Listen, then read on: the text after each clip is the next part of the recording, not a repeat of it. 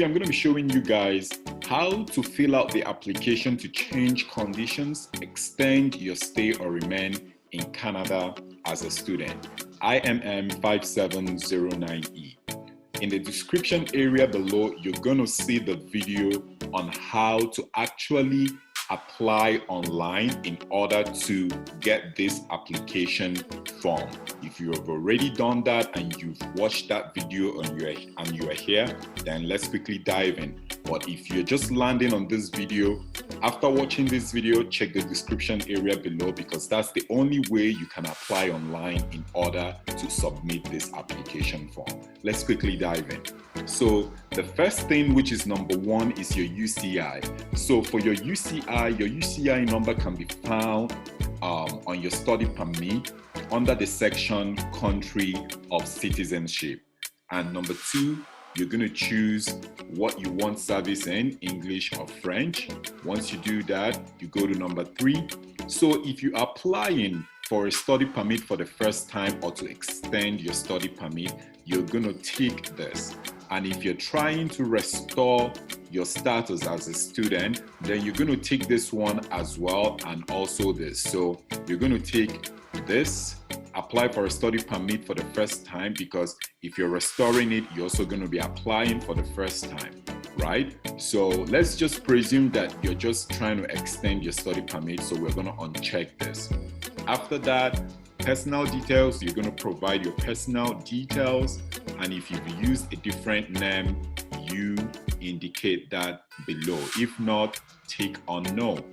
Here, input your sex, the date of your birth, where you were born, your country of territory, which is your country of citizenship as well.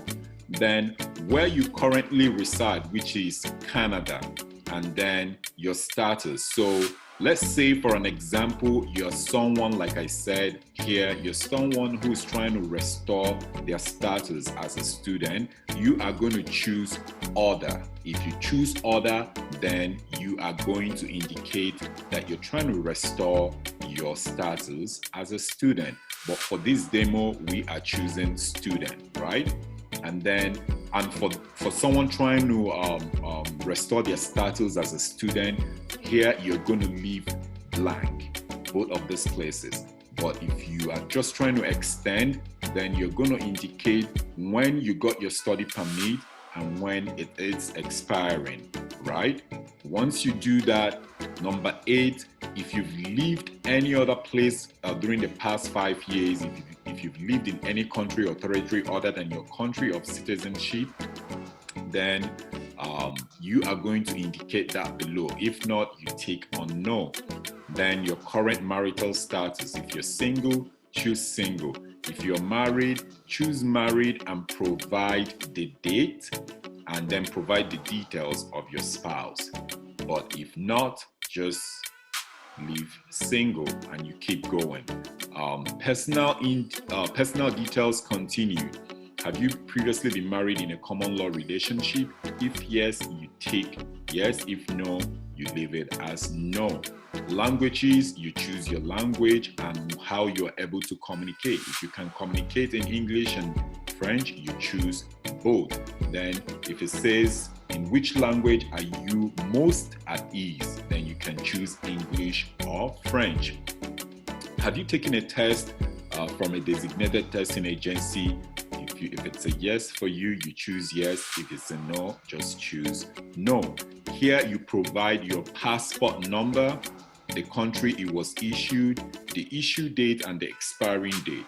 It's super important to remember that, let's say you came from your country, the probability that you have your passport was issued for, let's say, 4 to 5 years, then it's going to be your country of citizenship, right? But if you're in Canada and you had to renew your passport in Canada, then it's going to be Canada, and you indicate when it was issued and the new expiring date. That was exactly what I did for mine when I extended my study permit, right?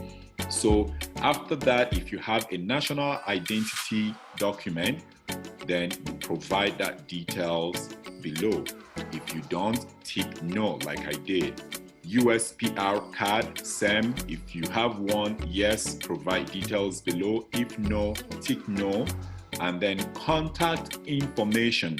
Here you are going to provide your current mailing address. So you provide your current mailing address, and if your residential address is the same as your mailing address, you just click on yes. If no, click no and provide the details here.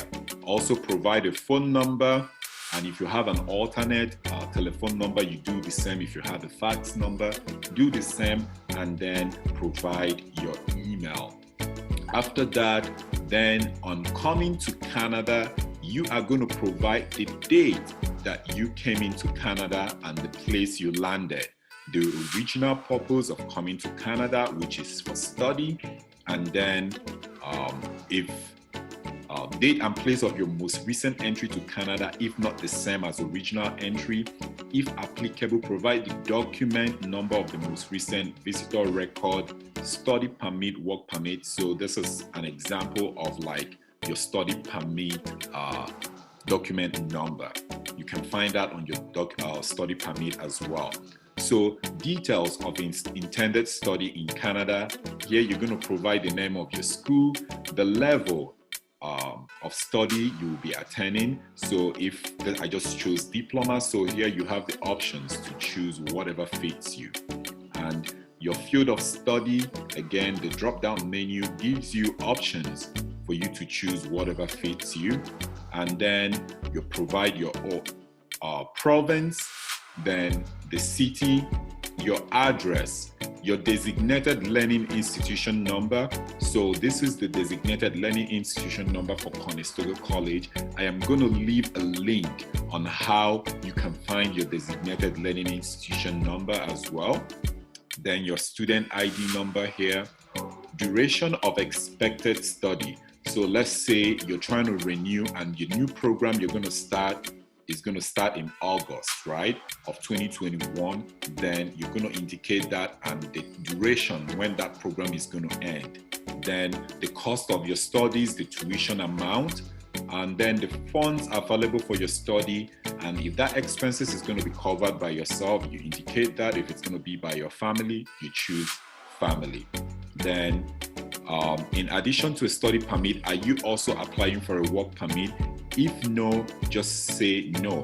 If yes, you choose yes. And here you can choose what you want to apply for. Are you applying for a co-op work permit, open work permit, postgraduate work permit? Here you can indicate that. So we're just going to leave it as no. Then under education, it says, have you had any post-secondary education? If you say, if it's a no, choose no. If it's a yes, click on yes and provide the details. So for this demo, I just said marketing, the school, the town, and the country where I got that. Same with employment. Give details of your employment for the past 10 years, including if you've held any government position. So same process. From 2019 to 2021, I gave an example of working as a sales representative. Like I said, this is a demo example that will guide you in filling out yours.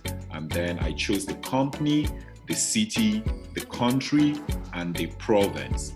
And then this one is like another example. So if you have more than two, because it says for the past 10 years, then you can add it below. Then background information. Within the past 2 years, just these good questions, just read them and answer. The only one I want you guys to pay attention is this one right here.